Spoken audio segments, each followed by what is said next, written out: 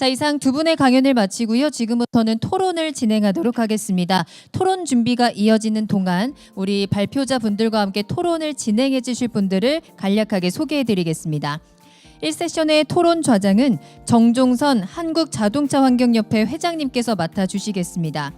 정종선 회장님은 지난 1회 포럼 때는 패널로 함께 해주셨는데요.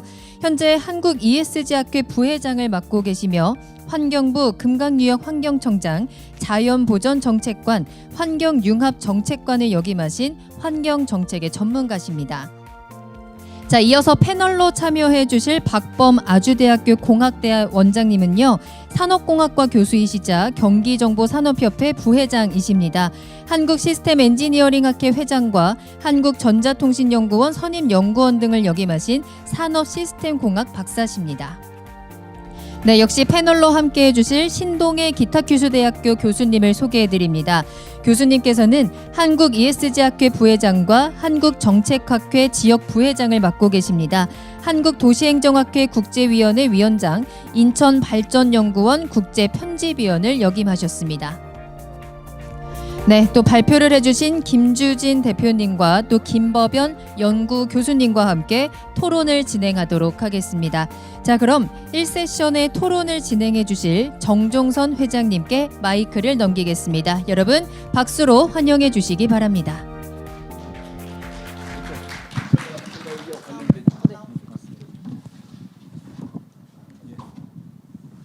예, 안녕하세요. 1세션의 사회를 좌장을 맡은 한국자동차환경협회 회장 정종선입니다. 여러분 오늘 부자가 되신 것 같지 않으세요? 예, 1세션을 들으면서 저는 되게 부자가 된 느낌이 들었습니다. 오늘 귀한 발표 감사드리고요. 아마 우리 인류가 생존하기 위해서는 무엇보다 두 가지 숙제는 반드시 풀어야 될 거라고 생각합니다. 오늘 이 포럼의 주제처럼 기후위기의 문제, 그다음에 생물 다양성의 문제를 해결하지 않고 이 두 가지 투 크라이시스를 해결하지 않고는 인류가 절대 생존할 수 없다고 생각합니다. 지난 13일 날 끝난 오늘 우리 김주인 대표님도 발표해 주셨지만 그 기후변화 캅 28의 핵심은 화석연료였어요. 그래서 화석연료로부터 어떻게 탈할 것인가.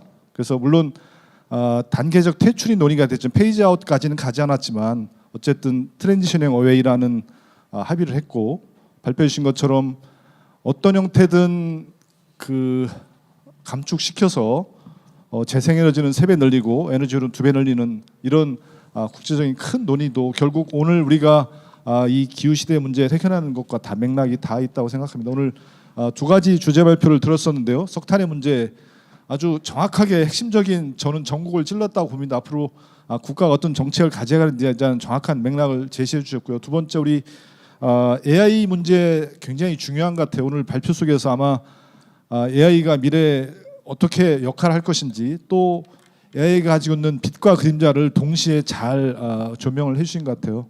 재생에너지에 대해서 우리가 어떻게 가져갈 것인지, 그 다음에 우리 김 대표님이 지적해 주셨듯이 조직이 장악하고 있는 문제, 여러 가지 깊이 있는 예리한 문제들을 우리 사회가 해결해가서 재생에 늘려가는 것은 굉장히 중요한 것이고 AI 역시 빛과 그림자가 있으니까 그 중심에 우리가 인간이 그 중심 역할을 해주면 된다고 생각합니다. 이어서 우리 아주대학교 예. 공과대학원의 우리 박보 원장님 토론 듣도록 예. 하겠습니다. 예. 예, 반갑습니다. 제가 이제 마지막 토론자기 때문에 시간을 아껴서 하는데 저는 이제 저의 이제 정체성을 보면 오늘 나타난 게 이제 좀 다른 것 같습니다. 저는 아까 아주대학교 공학대학 원장이지만 이제 이전에 보직이 산학협력단장, 이제 연구처장, 전산원장 이런 걸 했고요. 이제 우리 경기도 유비쿼터스 헬스케어 사업단장 이런 걸 했었습니다.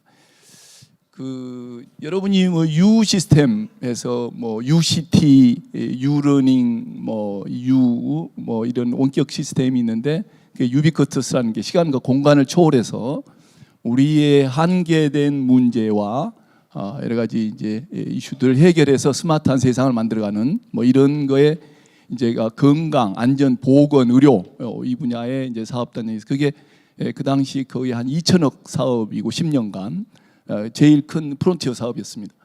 일본의 뭐 웰빙 뭐 이런 라이프 이런 걸 본따서 우리나라가 이제 2000년대부터 시작해서 그 유비쿼터스라는 것이 이제 오래 전에 지금부터 한 30년 전에 나온 얘기인데 가장 꽃을 피운 나라가 저희 나라 같습니다. 저는 아까 소개가 안 됐지만 이제 오늘 이렇게 나오는 데에는 그 제가 지금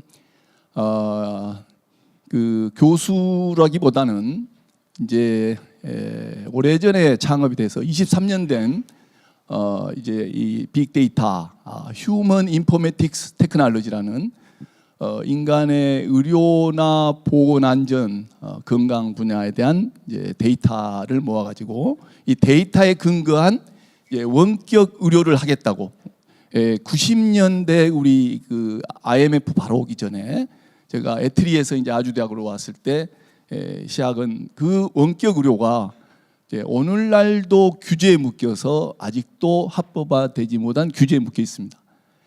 이 피해자가 이제 본인이고요.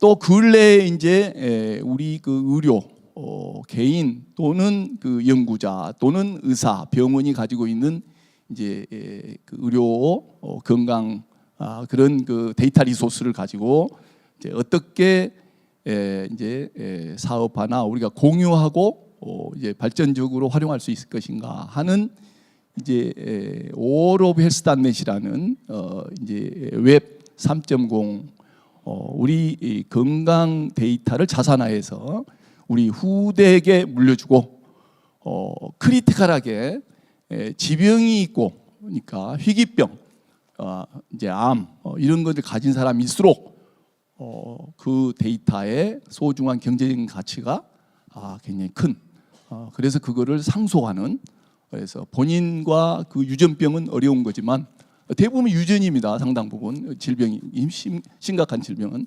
이런 것을 지금 데이터법이 불법인데 이런 것을 또 시작한 그런 사람입니다. 그래서 저는 ESG를 이제 참여를 했는데 두 가지 관점에서 필요하다고 생각합니다. 하나는 우리가 생존해야 되는 지구적인 문제, 기후 온난화를 뭐 에너지 문제를 포함해서 모든 그 환경과 이런 안전 문제나 우리 그 전쟁의 문제 이르기까지 또 건강의 문제까지 우리가 이제 생존해야 되는데 적극 참여하고 우리의 관련된 전문성 뭐 그게 전문 지식인 교수님이든 또 일반 시민이든 또는 관련 회사든 병원이든 뭐 다 참여를 할 수 있다 하는 의지가 있으면 ESG 참여가 가능하다고 생각했고 이제 그 두 번째는 그 참여하는데 우리 이제 전문 회사나 협회나 뭐 학회는 적어도 어느 산업 분야의 도메인의 지식과 어떤 경험이나 이런 툴들이 있어야 되겠다. 그거는 바로 그 사람이 가지고 있는 전문적인 바로 데이터입니다. 그 사람이 가지고 있는 컨텐츠고 뭐 이거 있다면은 서로 이제 공유하고 쉐어를 한다면 저는 이제 여기서 온통 오늘 규제나 이런 법에 대해서 얘기를 하고 있지만 저는 이제 다른 생각입니다.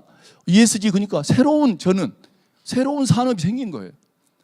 저는 이제 아까 생성 GPT 얘기도 했지만 새로운 우리가 도전에 대한 분야가 생겼다. 해결해야 될.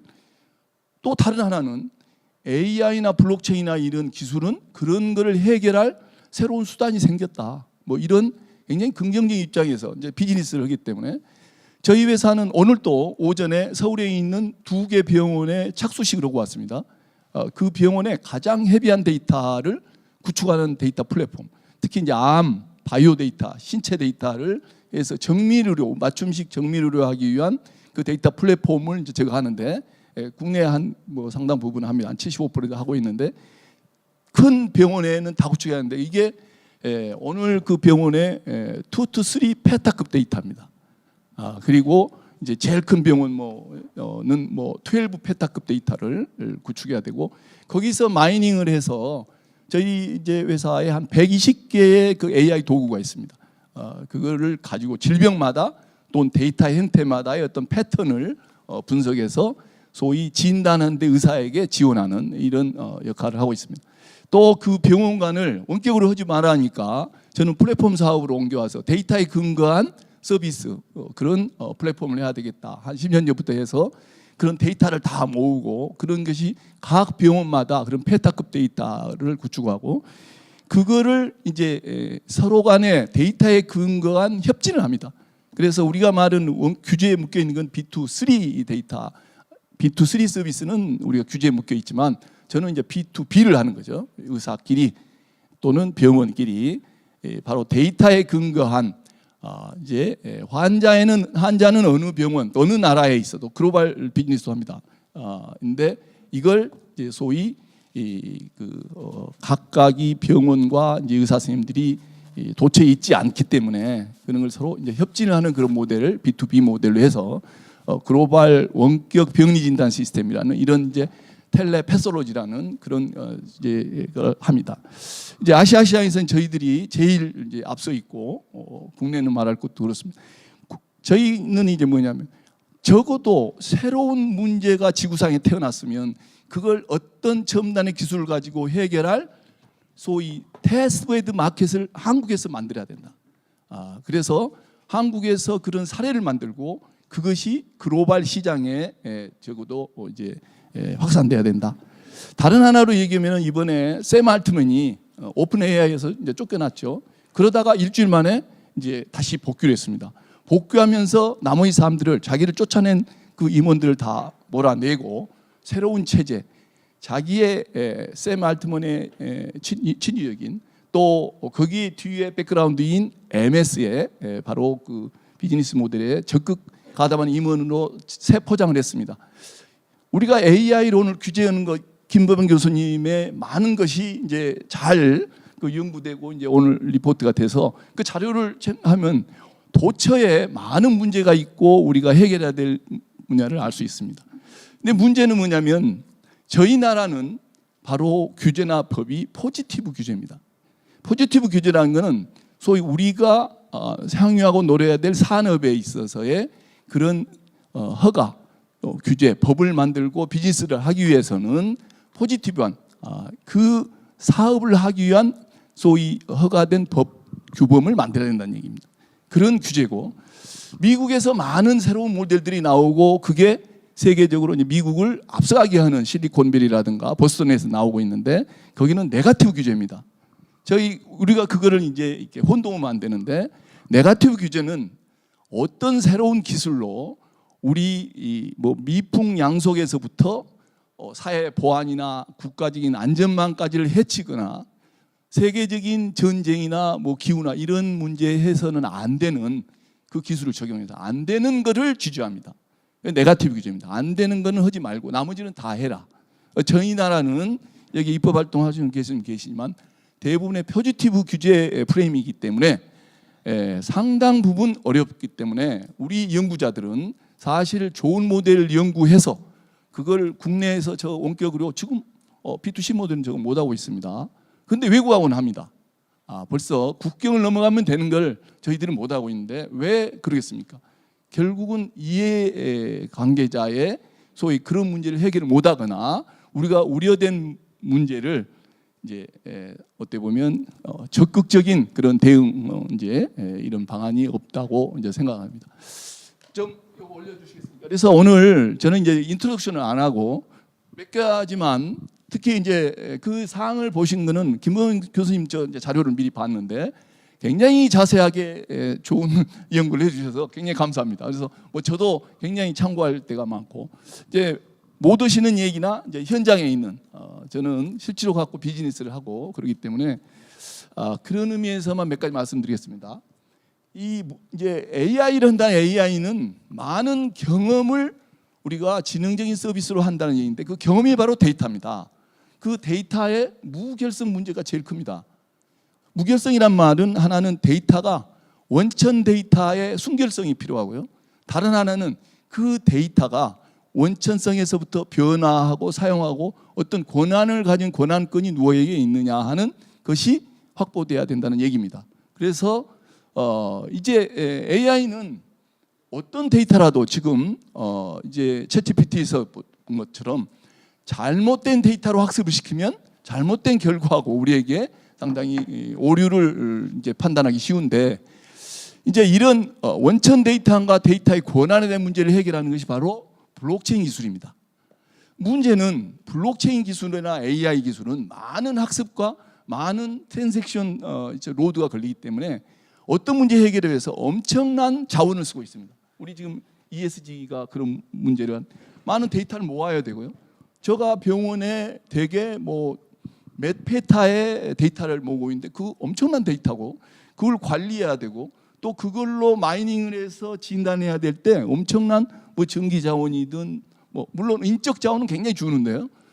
이런 게 필요합니다. 과연 우리가 얻을 수 있는 효용 가치에 비해서 너무 많은 그런 ICT 기술을 적용했을 때 자원의 낭비, 뭐 우리 그럴 수가 있겠죠. 이제 그런 것을 우리가 잘 해야 된다. 그게 이제 어떤 목적에 의해서 제가 얼마 전에 그 더 크리에이터라는 영화를 봤습니다. 그래서 미국의 도시 LA가 이제 AI에 의해서 폭격이 되는 것을 다시 미국 군부와 군대와 그 AI하고 싸우는 광경입니다. 결국은 그게 버그였습니다. 그 AI가 우리에게 나쁜 짓을 하려고 전쟁 일으킨 거 아니고 버그였었던 거예요. 그 AI를 만든 집단이 그 바로 설계 개발자가 그 잘못된 AI를 이제 넘을 수 있는 뭐 새로운 AI를 만든다는 것이 바로 이제 개발자 설계자의 의도가 굉장히 중요하고 강력하다.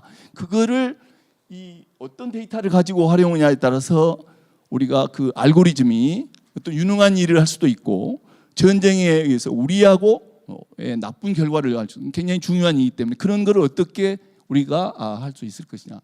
결국은 AI나 ICT 기술은 효율성만을 따지고 생산성만 따집니다.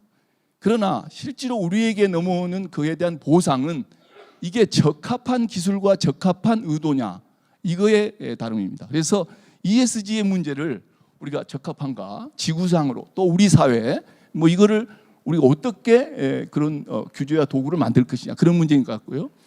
이제 인간의 역할을 보면요, 결국 인간이 지배를 합니다. 그 AI를 만든 것도 인간이고 지금부터 이제 2045년 정도 되면 우리가 그 IQ 지금 우리가 아는 IQ 약 만을 가진 IQ만의 그 제너럴 AI가 우리하고 경쟁할 겁니다.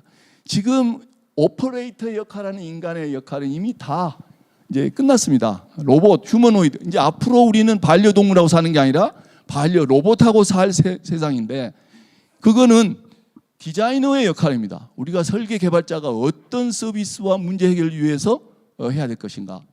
그리고 바로 규제 우리 사회를 건강하게 또 지속 성장이 가능하게 하는 것은 슈퍼바이저의 인간의 역할이니까 사회적으로 국가적으로 또는 이제 기술적으로는 디자이너와 슈퍼바이저의 인간의 휴머너의 기능이 굉장히 중요하고 더 이상 작업을 하는 이제 인간은 없는 것 같다. 이제 여러분에게 이제 결론으로 이제 우리가 요새 지금 챗GPT 이제 배우고 그러는데요, 활용하고 그러는데 할루시네이션의 문제가 이제 잘못된 이제 답변 그게 허구의 정보를 생성하고 어떤 문맥이나 우리의 요구를 제대로 알아먹지 불충분하고 또 특히 이제 저희들이 하는 그 의료 분야 아까 이제 하시는 그 법률 분야 이런 데서 잘못된 결과라는 것은 사회적으로 큰 오류를 범하기 때문에 다음 페이지 이걸 감지하고 교정하는 툴들이 필요하면서 이거 해야 되겠다. 다음 페이지. 그 다음에가 이제 개인 정보 보호에 우리가 가지고 있는 아까 여러분한테도 얘기했는데 우리가 가지고 있는 데이터는 나의 데이터고 우리가 크리티컬하고 굉장히 중요한 것일수록 또는 나만이 가질 수 있는 그런 이제 데이터라든가 가치가 굉장히 경제성이 있는 거거든요. 뭐 이걸 우리가 이제 어떤 식별을 하고 바로 이제 개인 정보 민감성이 있고 해칠 수 있는 그런 거에서 어떻게 탈피할 수 있느냐.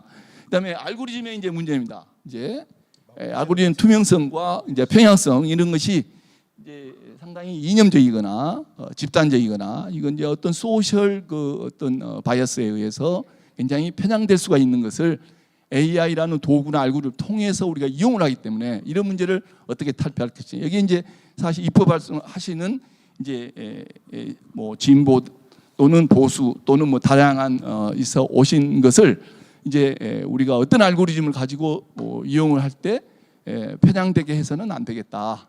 이런 거는 이제 어떻게 국민적인 또는 지구적인 입장에서 우리가 접근해야 되겠다. 뭐 여기까지만 얘기하도록 하겠습니다. 예, 고맙습니다. 오늘 시인이 미래는 보이지 않아서 아름답다고 하셨는데 우리가 아름다운 미래를 만들기 위해서 얼마나 많은 공부를 하고 미래에 대한 통찰, 변화에 대한 통찰 준비를 해야 되는지를 잘 말씀해 주신 것 같습니다. 시간이 좀 패널 토에 많이 지났는데 혹시 플로에서 꼭 하시고 싶은 분 있으면 한 분만 1분 정도 시간을 드릴까요? 있으시면 1분 내로 짧게 해주시겠어요?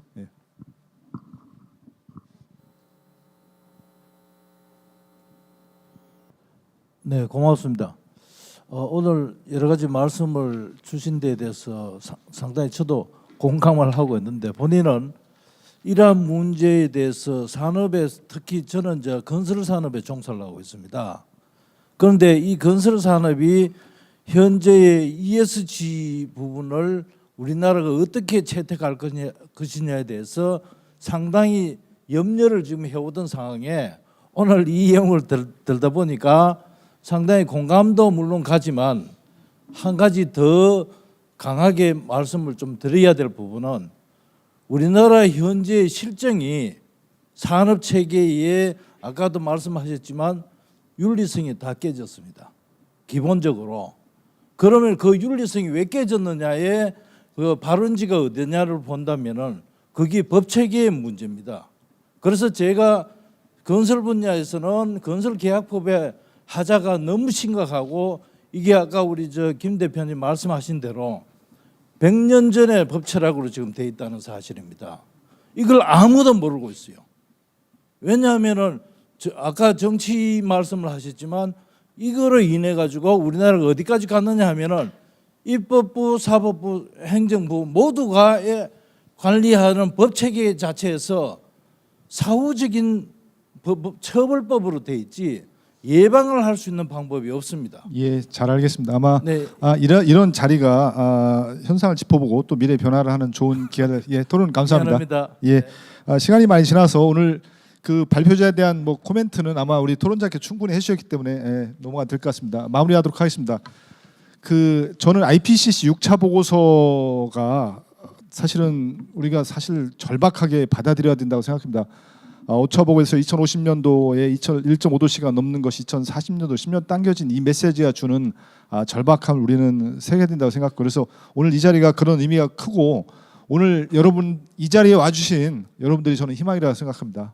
예, 세션 마치도록 하겠습니다. 고맙습니다. 예, 감사합니다. 네, 정말 깊이 있고 열띤 토론이 진행이 됐습니다. 토론을 이끌어주신 정종선 회장님과 또 네 분의 발표자 토론자분들께 다시 한번 진심으로 감사드립니다.